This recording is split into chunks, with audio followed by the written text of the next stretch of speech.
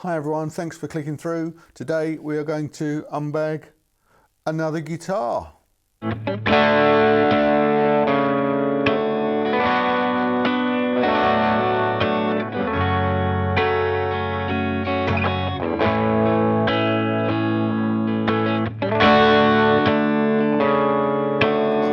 Position to say, oh well, this is brilliant, this competes with Gibson, because I haven't done the research.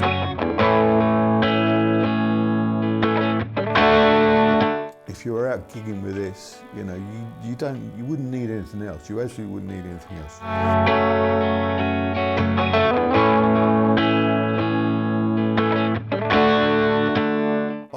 I plumped for the Goldtop because it's nice.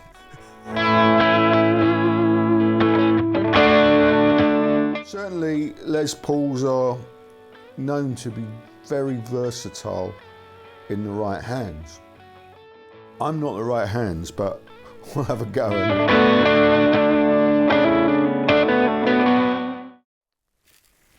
Right, so again, literally this has just arrived. I haven't seen it myself, so I'm quite excited. It's always very exciting looking at new guitars when they arrive. And it's no different. I don't think it ever goes away. I hope it never goes away. I've unpacked quite a few guitars now in my life, and I still get the buzz of excitement to see if my expectations have been met. So look at this. We've got the Epiphone Les Paul Standard 50's, which is from the new Inspired by Gibson range. Bit of paper to protect the frets. It's only a little bit. I mean, it's not really gonna. I wonder why they do that. Look, it's just a little bit. Why not have a whole long bit? We'll recycle that, of course. Knob protector. Good idea. Oh, that's cool.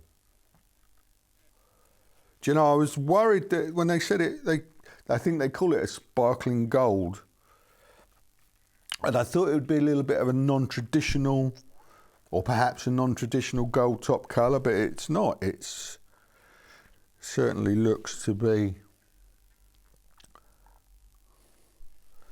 as you'd expect from a gold top, like a traditional gold top colour. Oh, wow.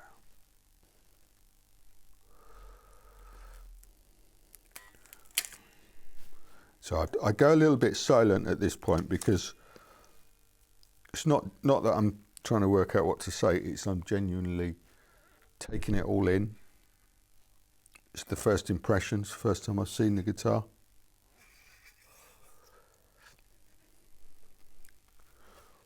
I used to have a Les Paul Standard Goldtop, and I mean, straight away I can feel that this just feels exactly like that. It's exactly the same. It's the same colour back as well, although this is a veneer on the back. I recently did a bit of research via Trogley's website. I recently tried to do some research to find out how Epiphone construct the body of these more affordable version of Gibsons, and I couldn't really find out anything and eventually I ended up on Trogley's site, because that's a brilliant resource for information for guitar geeks. And yeah, according to him, and I think he's absolutely right, if you think about it, this is a veneer that they put over to hide the fact that it's a number of different pieces of wood. It's not a solid body piece of wood, it's two or three pieces, and they're not matched, so it's a bit untidy. So they put this veneer on to make it look better. This is quite good, actually. It seems to be all quite straight. I have seen pictures of these where this veneer's at a really weird angle, which just is a bit stupid really, because it sort of defeats the object. But this looks cool. And you can just see the edges where it's blended in on this. But that looks good. But however, it is one of the reasons I chose the Goldtop version of this, because this 50s, they also do a 60s version of this standard. Also comes in 2 sunburst finishes, Heritage Cherry and Tobacco Burst, I think it is. Which are really cool. But the front shows this kind of veneer, which isn't really very natural. So I plumped for the Goldtop because it's nice. I plumped for the Goldtop for that reason, really, because I thought it was more authentic looking. So, and it certainly is. Crikey, look at this.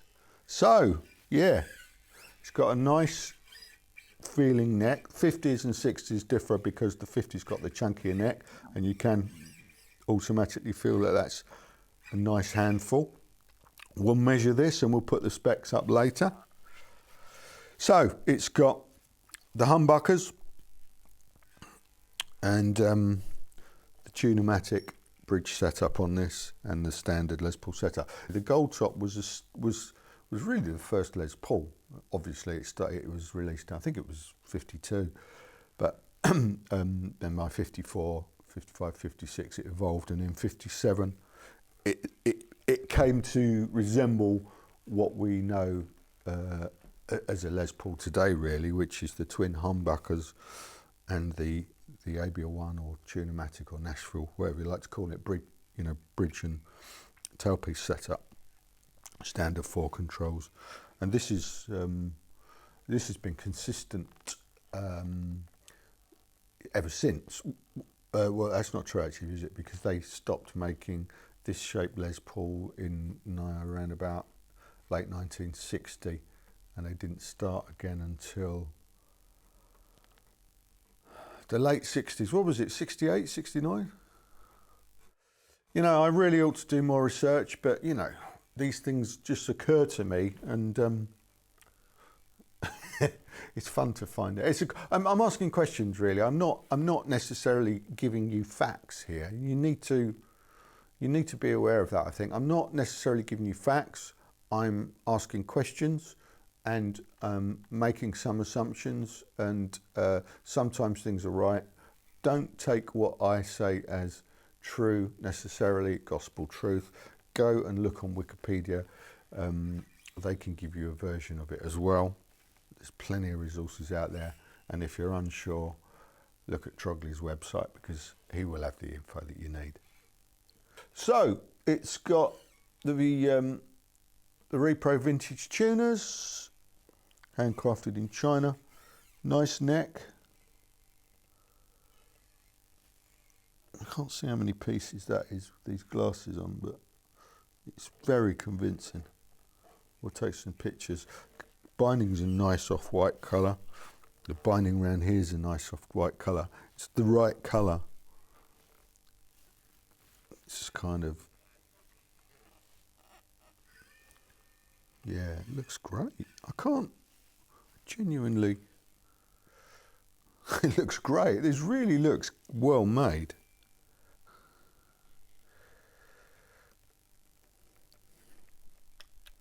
And things down to the switch, I mean, that just feels like a proper, nice.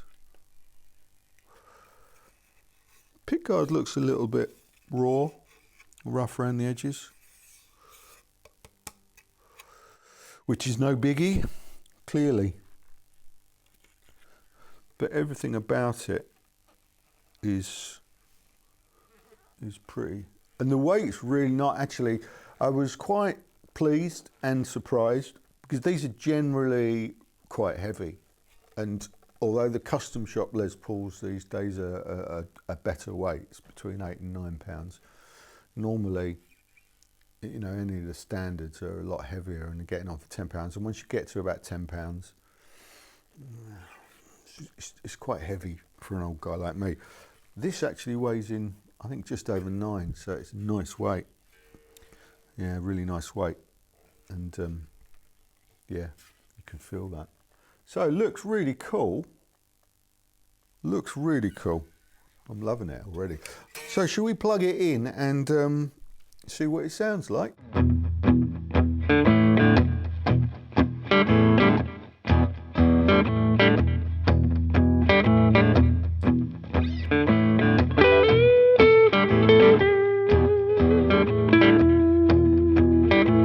And we're back. You may have noticed that I've changed the amp again. I did have the old Marshall Blues Breaker set up there, but it's such a beast. It's so brittle unless it's really cranked. So I'm going for the old Blackstar Studio 10 again because it's a little bit more manageable. Okay, so let's start on the neck pickup.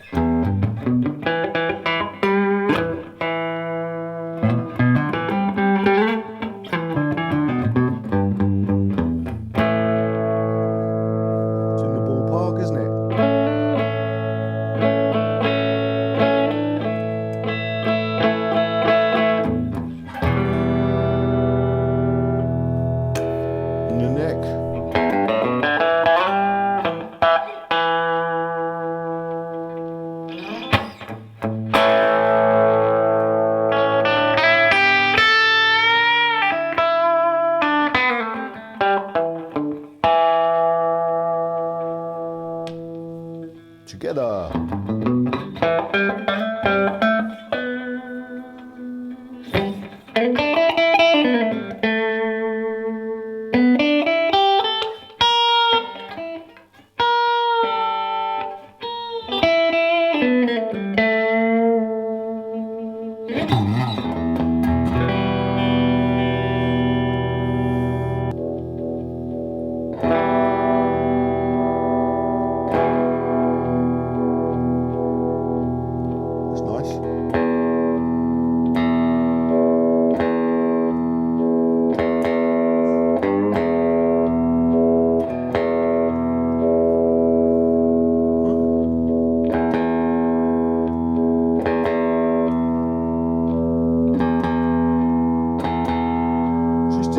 Something certainly in the middle, if you just back them off a tiny bit, just as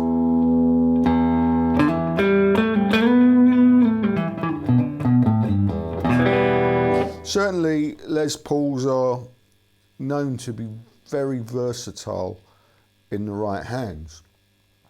I'm not the right hands, but we'll have a go and see if we can kind of go show the sort of sounds that is possible to get from a guitar like this.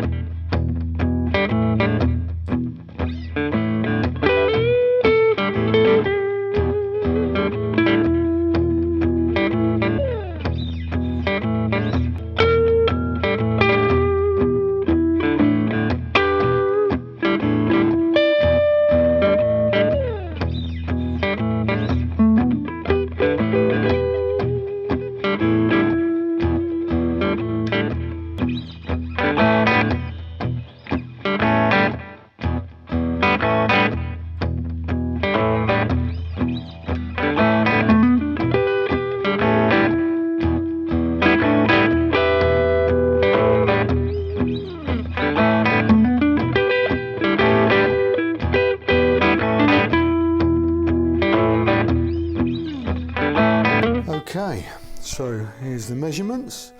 So the width of the nut is 1.683, so that's about 1.69 really. The depth at the first fret is 0.886, and the width at the 12th fret is 2.113, and the depth at the 12th fret is 1.010. And now onto the pickup measurements. So the bridge pickup is 7.93 ohms, and the neck pickup 7.18. The control cavity, as you can see, is all hand wired, CTS pots, and those plug-in pickups. Cool, all looks nice and tidy in there.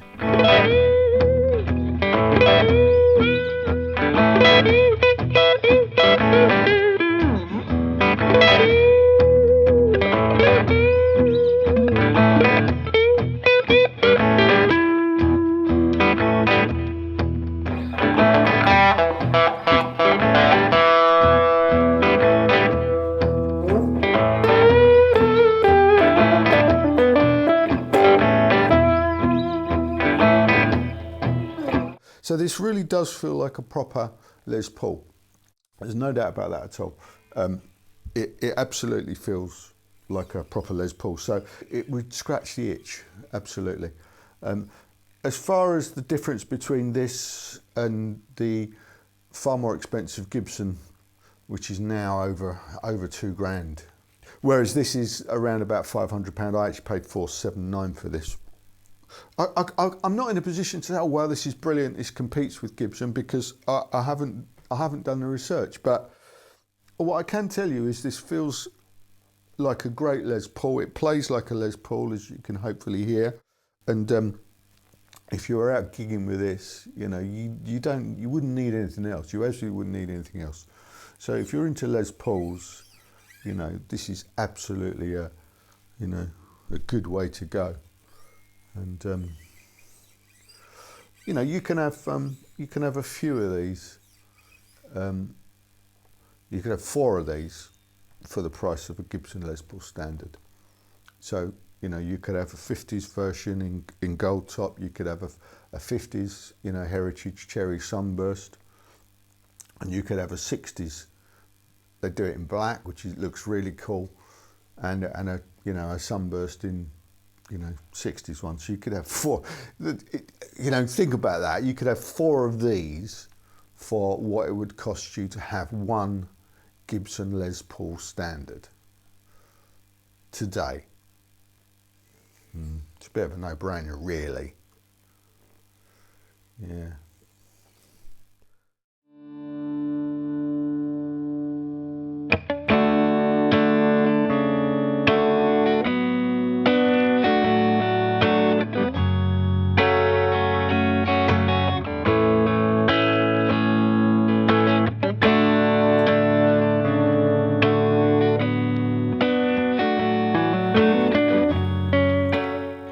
I'm surprised at how good this is, to be honest with you.